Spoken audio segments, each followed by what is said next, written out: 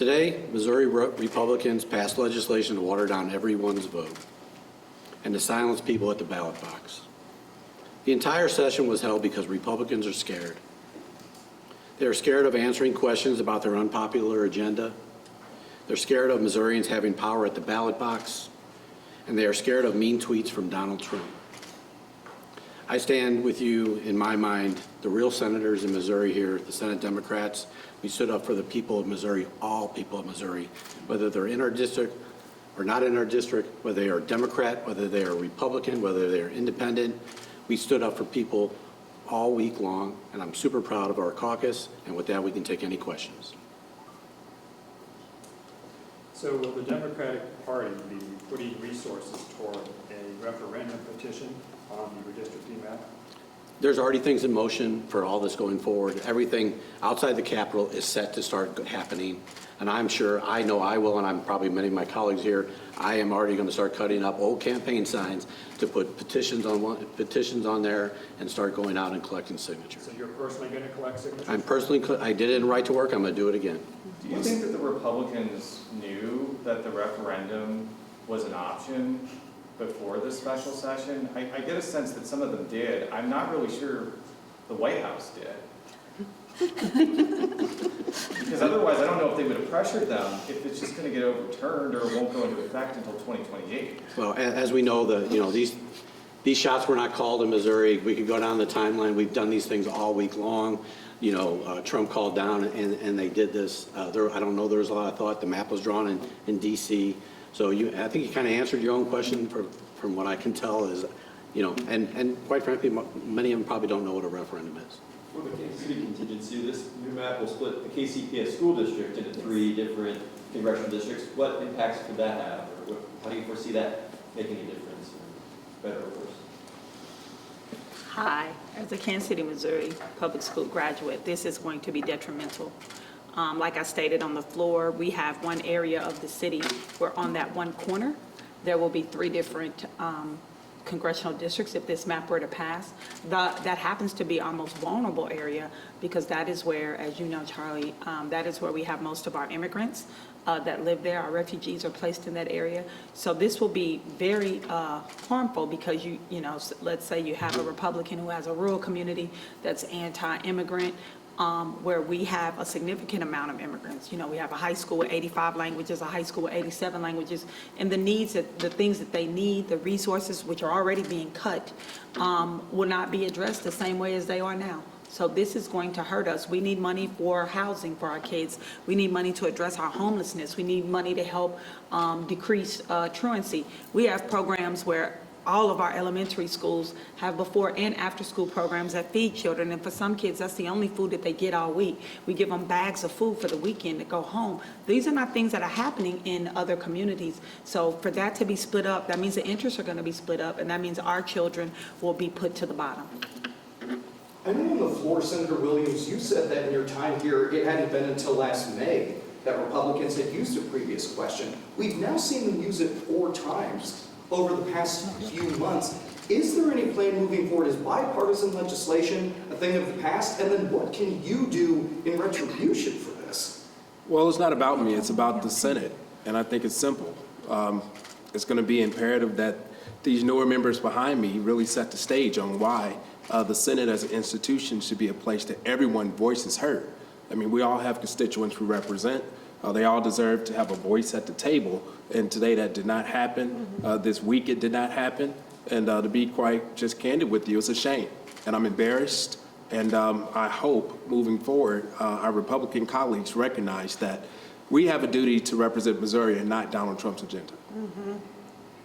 Do any of you have a sense of the timeline as far as when the governor needs to sign this, when the referendum would start? It sounds like the referendum folks want it to start now, but they're apparently being told that they need to wait for the governor to sign it. Are we in for a game of chicken as far as the timeline is concerned?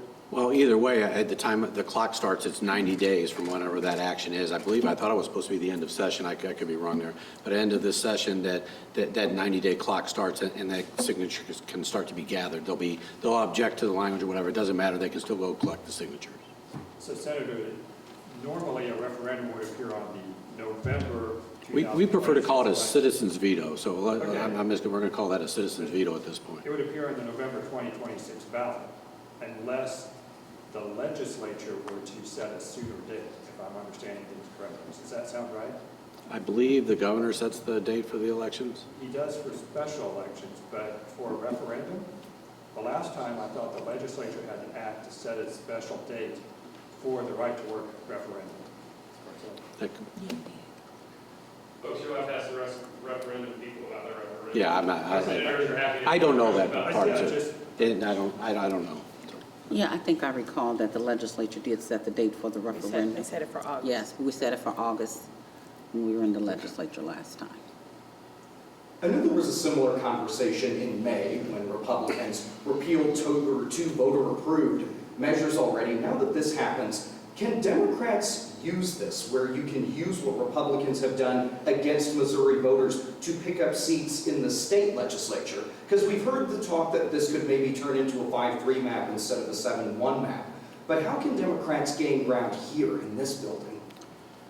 Well, that's a good question. I think we're going to gain ground because I think the public sees what's happening. Republicans are taking away their vote.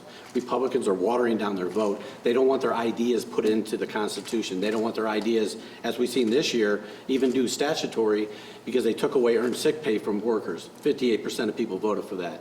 So I think people are seeing that across the board, and it's up to them to make that logical jump, and we will help them as much as we can to understand what is at stake.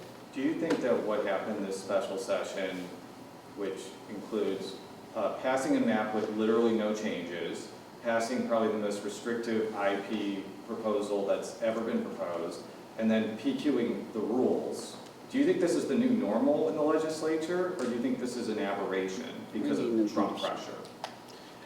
Yeah, it's a shame, and it started at the end of last session, and this story has to be told as we went through all of last session in good faith, and we debated and negotiated on many big items here until the end of the session, when Republican leadership literally lied to me and my caucus members.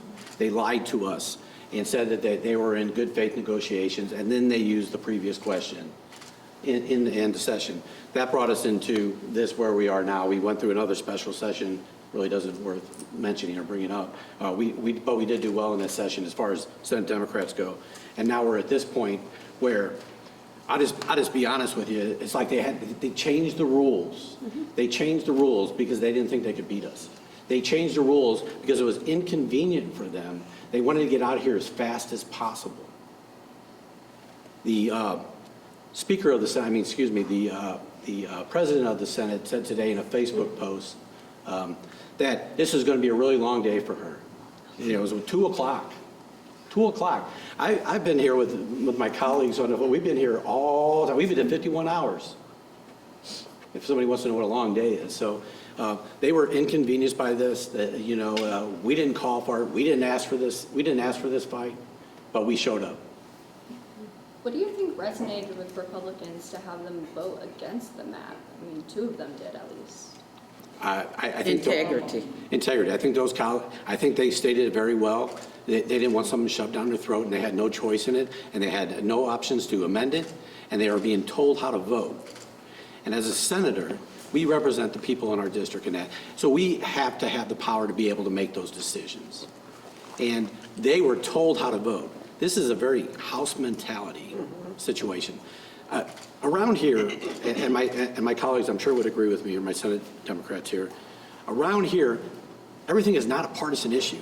Everything is not a herd-up issue, and it shouldn't be. Each individual senator has power. Each individual senator is, what I was told when I first got here, is on an island. That has gone away because they do whatever their leadership tells them. They set the PQs in front of them, and they line up like cattle to sign them. And they don't ask questions. And that's not leadership. That's following. Along those lines, Senator Nicola engaged with you on the floor on Wednesday. Seemed like he might be a no. He ended up voting yes on the PQs and You'd have to ask Senator Nicola about that. Did it surprise you at all?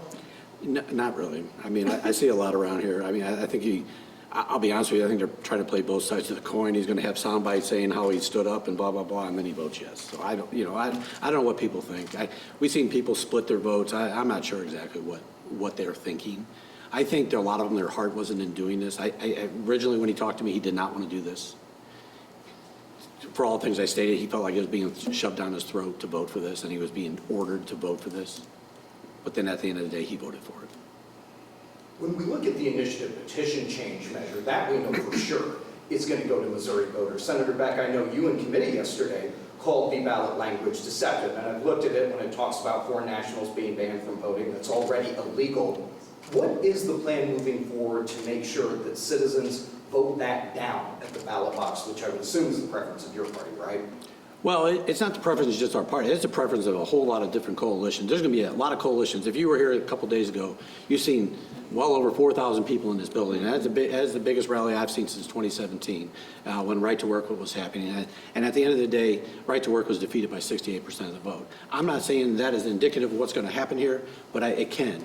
And if you remember in that committee hearing that you just mentioned, when I asked the representative who was carrying the bill, what is the number one objective of the bill, and he said it was to change the vote to a majority in all 8 congressional districts, then I asked him, why is that not the first thing listed? So you're trying to deceive the voters if that is not the first thing listed, period. And you're starting something else that you think is popular, which is probably popular with, quite frankly, with our caucus. We don't want foreign powers getting into ballot issues. We just passed a bill this year to do that. So it's deceiving the public by not putting what you're actually trying to do as the first thing. Okay, thanks, everyone.